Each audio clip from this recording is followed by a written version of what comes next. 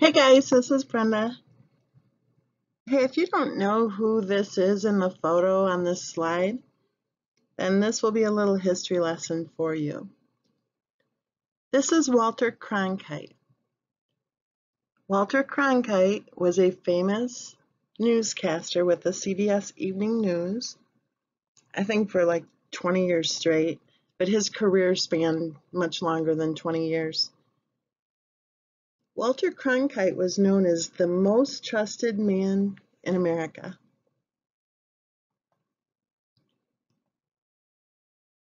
Now I'm going to give you a little story about Miss Mensa. In 1968, long before most of you were even born, there was a war going on. Even though they didn't call it a war, they called it a conflict. But it was a war. And our young men were dying. Walter Cronkite is who brought the news of the war into our living rooms. And if you had an older brother who was almost 18, then you knew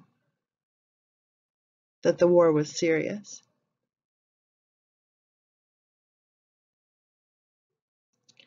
When I was 8 years old, I did have a brother who was 18. And I remember sitting on the floor. When you have a house full of kids, the youngest usually sits on the floor. I remember watching television and having them say these numbers, and these numbers really mattered to everybody in the room, even though I didn't really understand why the numbers mattered.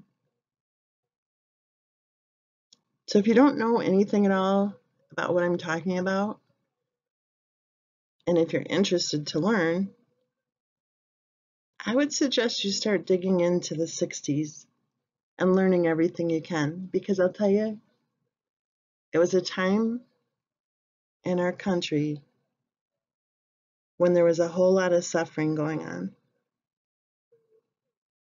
Now, on a lighter note, at the time of the Vietnam, I'll call it a war,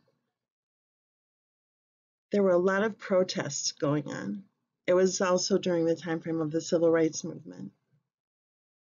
Oh my goodness, were there ever a lot of protests going on. And I'm here to tell you, the Civil Rights Movement, you know how you learn in school that it was a peaceful demonstration?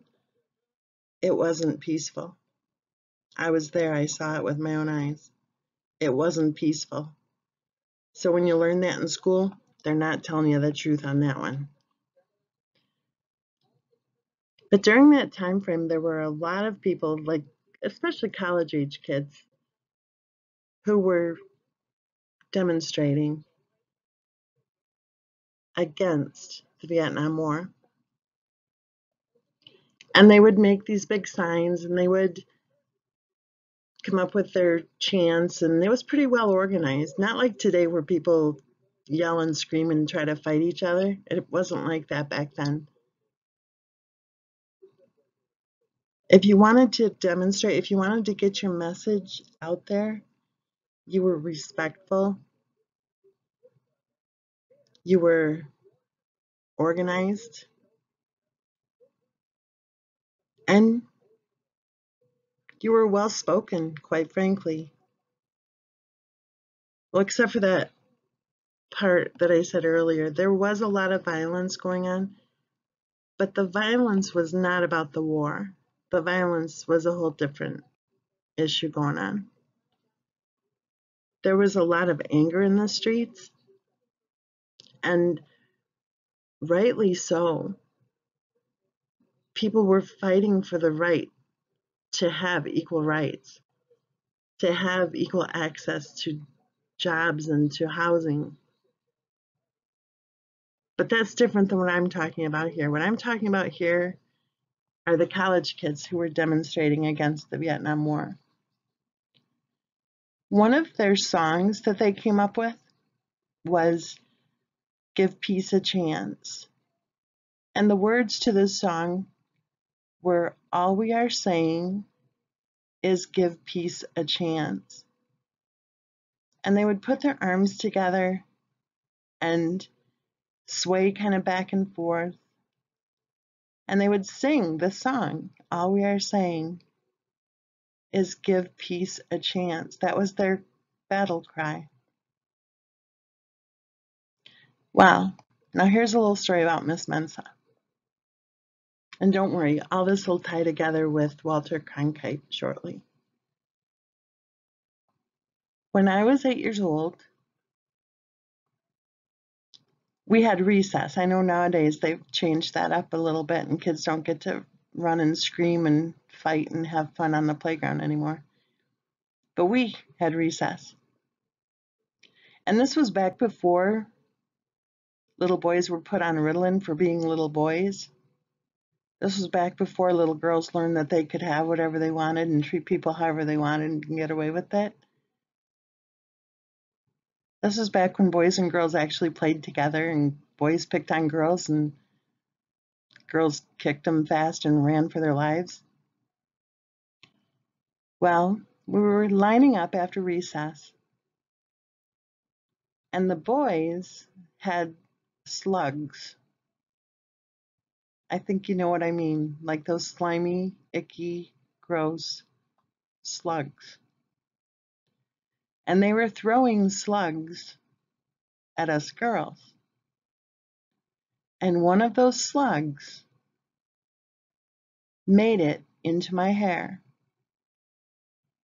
And I don't know how much you know about the 1960s, but we all pretty much had a lot of hair.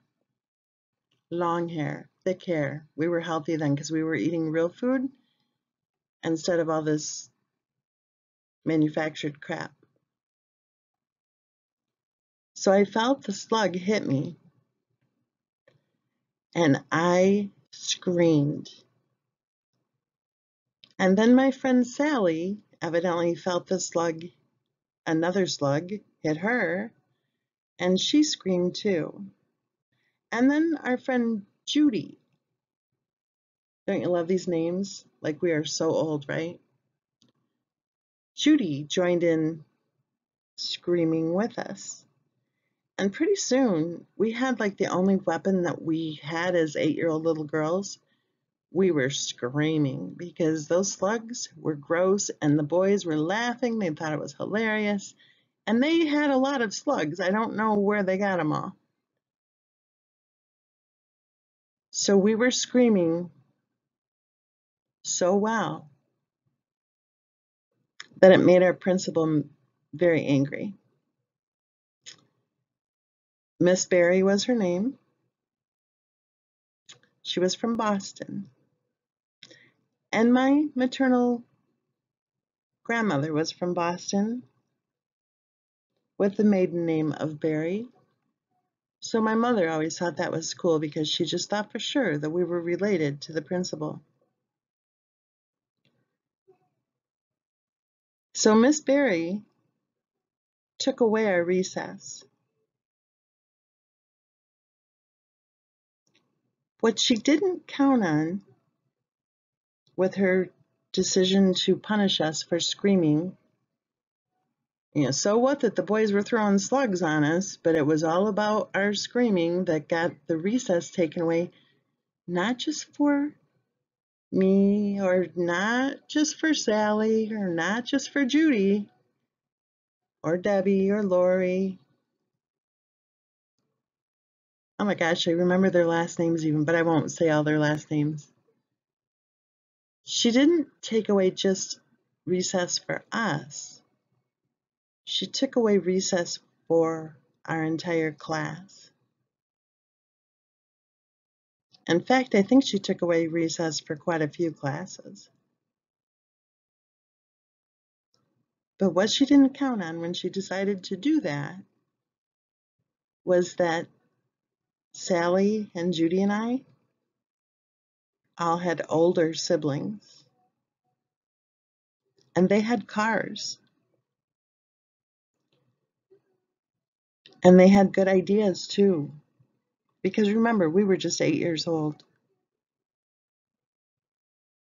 Sally's older brother encouraged us to make posters and to come up with a song and to organize what was known at the time as a sit-in. A sit-in is where the protesters will arrive with their signs and with their songs, and they will sit, and they will be noticed. So we organized a sit-in, and we made the posters, and we created our own song, except because we were 8 years old, we actually just kind of copied the college kids with their song. Remember the words, all we are saying is give peace a chance, about the Vietnam War. So our song that we created was all we are saying is give us recess. We didn't think it was fair that Miss Barry took away our recess. And we felt that we should have a voice in that decision. So with Sally's older brother helping us and promising to deliver the posters up at the school, we had our plan in motion. We got the word out. You know, this is back in the day when kids used to walk to school and walk home from school. So we got the word out telling our classmates to not go home right away, but to hang around after school, and that we would have posters for them, and that we had a song, and that we were going to fight for our right to have recess. After school, the front lawn of the elementary school was covered with kids, and they were holding up our signs, and they were singing our song with our arms locked together and all of us swaying back and forth, just like the college kids were doing it. And we were all singing, all we are saying is give us recess. Well, Sally and Judy and I all had little speeches because we saw that on television. That's what the college kids did. And we also had our POW bracelets on too. Those were cool for kids to have.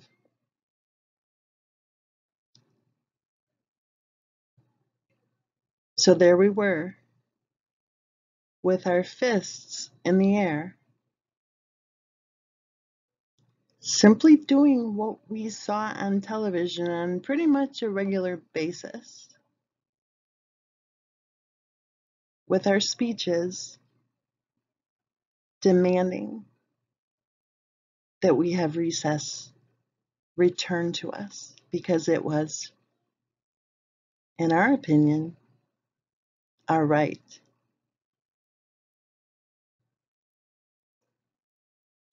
Well, that evening, after dinner, the CBS Evening News came on with Walter Cronkite, the man who was considered to be the most trusted man in America. And back in the day, families used to watch the news together. So there I was, sitting on the floor. Like I said before, I was the youngest. And we were watching the Walter Cronkite Evening News. And all of a sudden, little Brency came on the tube with her fist in the air,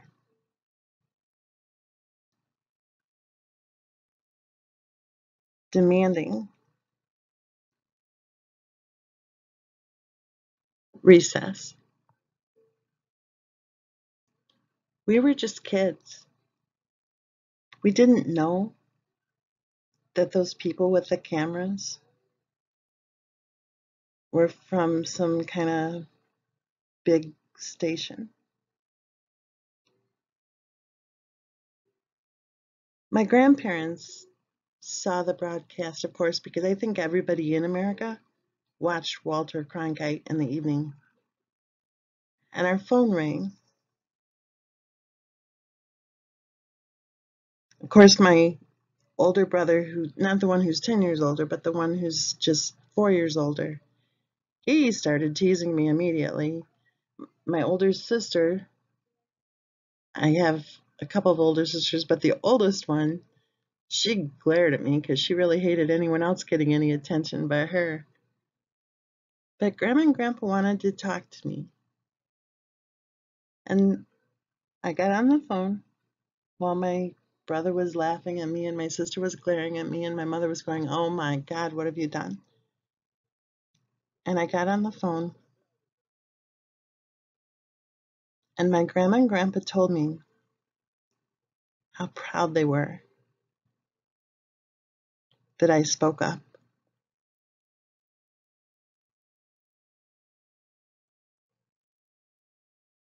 I got off the phone and my dad had a big smile on his face, which really helped because I wasn't sure if he was okay with me, going against Miss Barry, right? I wasn't sure yet if I was going to be getting in trouble. But my mom and dad both actually had grins on their faces shortly after the broadcast. At the end of his show that evening, Walter Cronkite said, "The next thing you know, nursery school children will be protesting for more milk and cookies." And then he said his famous tagline, "And that's the way it is." I'm giving you this little bit of history because I want you to know that some of us were raised to lead and some of us were raised to follow. Now, had my parents become upset with me or angry, or had my grandparents not called and encouraged me? Had I been punished for speaking out? Maybe I wouldn't have created a channel called Miss Mensa. But my grandparents did encourage me. And my parents were just fine with what I did. In fact, when Miss Barry called me into her office, there was actually an appointment, and my parents had to go to this appointment. My dad worked, of course, so my mom went to the appointment. That was back in the day when our moms were actually stay-at-home moms. And in fact, I don't even think they had daycare centers back then. I don't even think they were, created yet. When Walter Cronkite mentioned nursery schools, he didn't mean daycare centers. Back in the day, nobody sent their kids to daycare and tried to pass it off as being school. A nursery school was actually a nursery school, meaning that if the child was not prepared for kindergarten, then their parents would get them into nursery school and hope that by the following year the child would be. So anyway, Miss Barry needed to meet with my parents, of course, because she needed to punish us, the three of us who organized the sit-in. And the punishment was that she was going to take away our right to go to a field trip to go on a field trip with our classmates that was coming up. It was actually to the Buck Berry show. He was kind of like a Roy Rogers type of guy.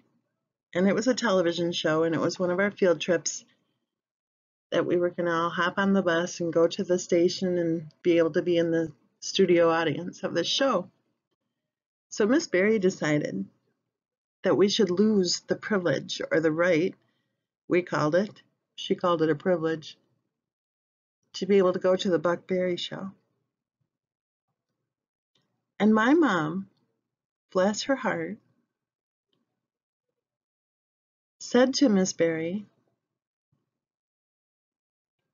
you know, you took away her recess and look what happened.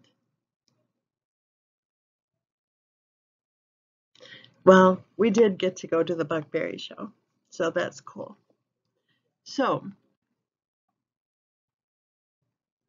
there you have it, a little bit of history about the 1960s and a little bit of history about Miss Mensa.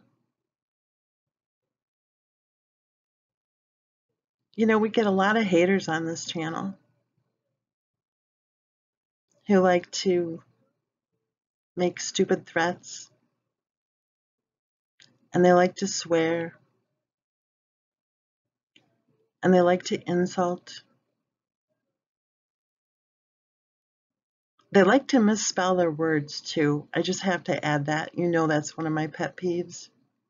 I mean, if you're going to be a vile, vulgar hater, would you please learn to spell? Seriously, your message just loses any credibility when you can't even spell your words. So we get a whole lot of hate on this channel. But I just want to say to the haters,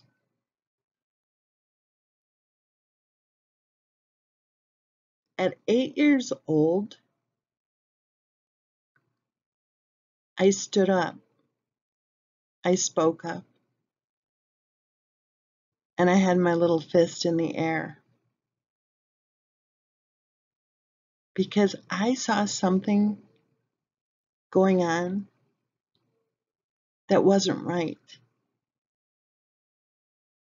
And my friend Sally and my friend Judy,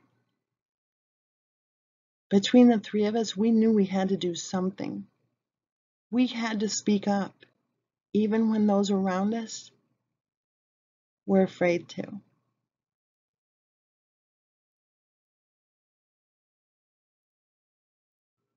Do you really believe that you're going to be able to shout us down now?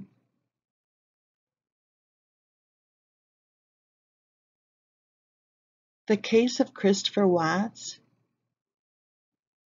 could have been the landmark case for our society to learn about the emasculated male.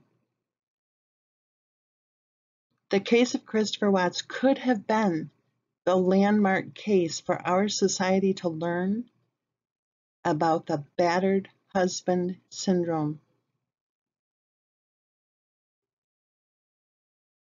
The case of Christopher Watts could have been the landmark case for our society to learn about how consumerism is destroying families.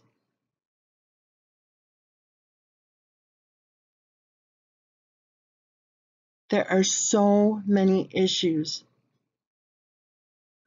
within the case of Christopher Watts. So many. The paradigm of abuse,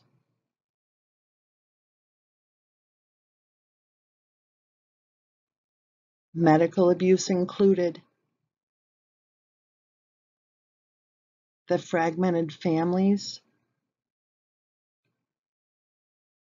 the young women who think it's okay to treat people like shit, that it's their right somehow to run their husband's reputation, finances, and self-esteem into the ground.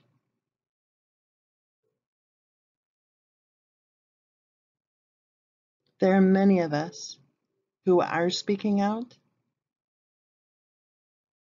because we see things going on with this case that are simply too obvious to ignore. We're not bashing any victim. We're speaking up so that other young women, I say young women, as part of this case that is baffling right along with all of the rest of it. The haters keep saying, oh, well, she was so young, she was so young. No, she wasn't young. She was 34 years old. She was old enough to know better than to be behaving the way she was behaving. And there are many of us who are old enough and vocal enough to say so.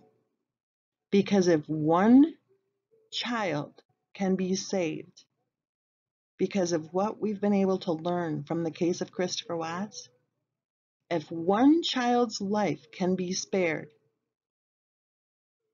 then it's worth it for us to be discussing this case. So think about it. An 8-year-old in 1968 had the right to speak up without being shouted down.